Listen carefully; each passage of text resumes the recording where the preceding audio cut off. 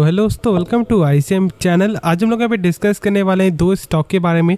तो फर्स्ट होगा यहाँ पे बजाज फिनसर्व और सेकंड होगा जियो फाइनेंशियल, जो आज के दिन भी यहाँ पे एक गजब का गेन दिखाई दे रहा है। तो यहाँ पे क्या वजह है वो हम लोग यहाँ पे डिस्कस करेंगे, लेकिन पहले जानेंगे हम लोग यहाँ पे बजाज फिनसर्व के बारे में।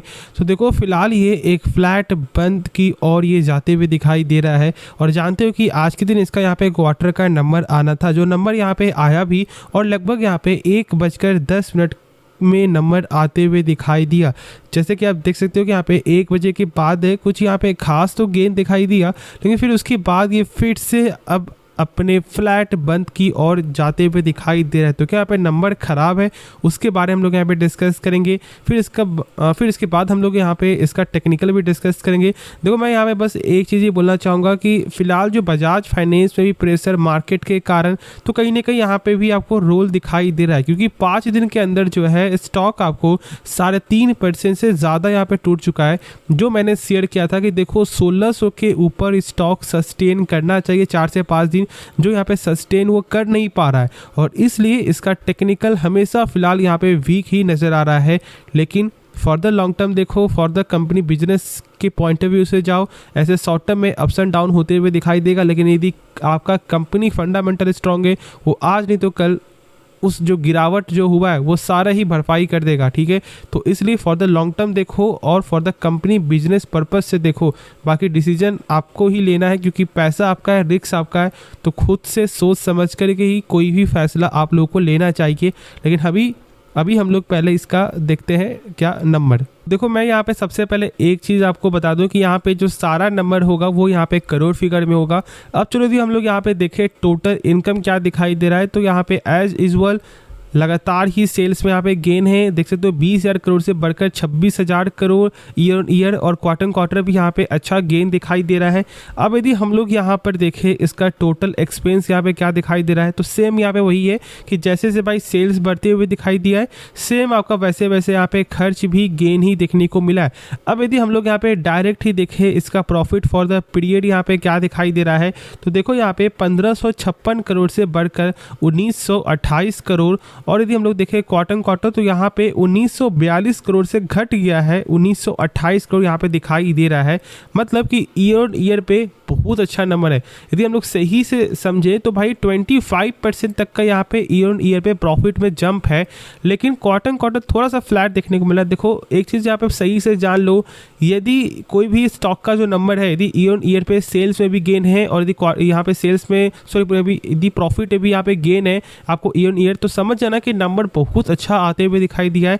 क्वार्टर अप्स एंड डाउन होता है, लेकिन मेन हमेशा होता है ईयर ऑन ईयर, और यहाँ पर क्वार्टर एक फ्लैट नंबर दिखाई दे रहा है।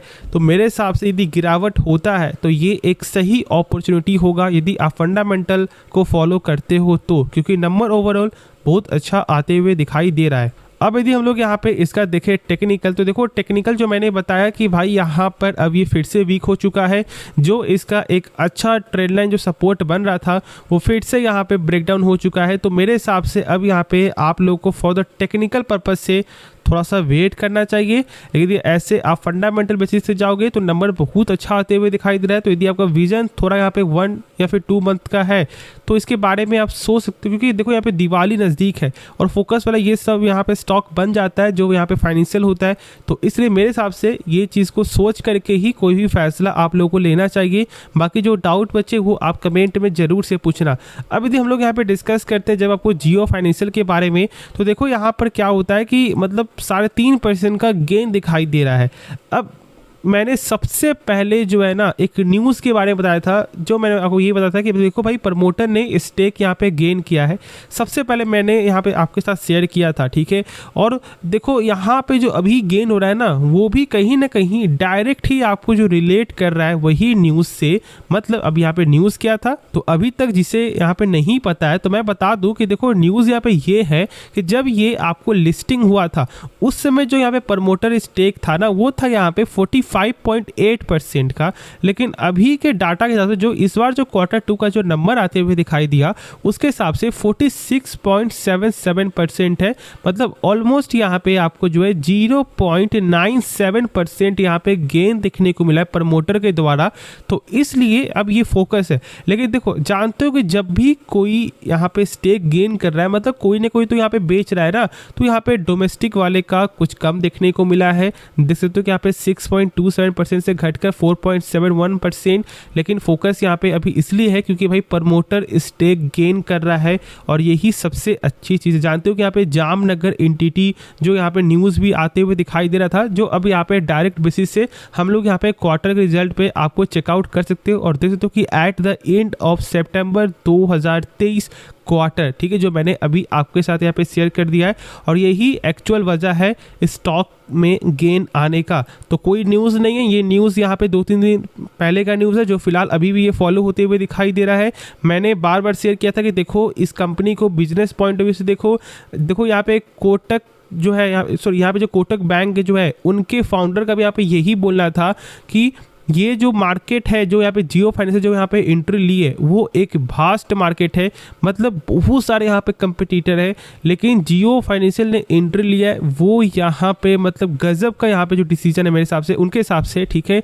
और मैं यहाँ पे बता दूँ कि देखो छोटी कंपनी ये जियो फाइनेंशियल यहाँ पे है नहीं, नाम जो जियो लगा हुआ है वही सबसे बड़ा यहाँ पे इनको कर देता है। और मेरे हिसाब से बिजनेस पॉइंट ऑफ व्यू से जाओ क्योंकि देखो फंडामेंटल अभी 1-2 क्वार्टर दिखाई दे रहा है ना भाई, लगातार कुछ 2-3 क्वार्टर यदि नंबर सही आते हुए दिखाई देगा तो एक्चुअल जो यहाँ पे जो स्टॉक का जो प्राइस जो चल रहा है 210-220 हो शायद 300 प्लस भी चल जाए यदि नंबर सही आता है तो मेरे हिसाब से खुद से सोचो समझो जानो उसके बाद ही कोई फैसला लो। लेकिन ऐसे बिजनेस पॉइंट ऑफ व्यू से यदि आप यहाँ पे मुझसे पूछोगे तो भाई लॉन्ग टर्म में स्कोप है, लेकिन कंपटीटर भी है। और जियांट कंपनी कौन है भाई? बजाज फाइनेंस, ठीक है।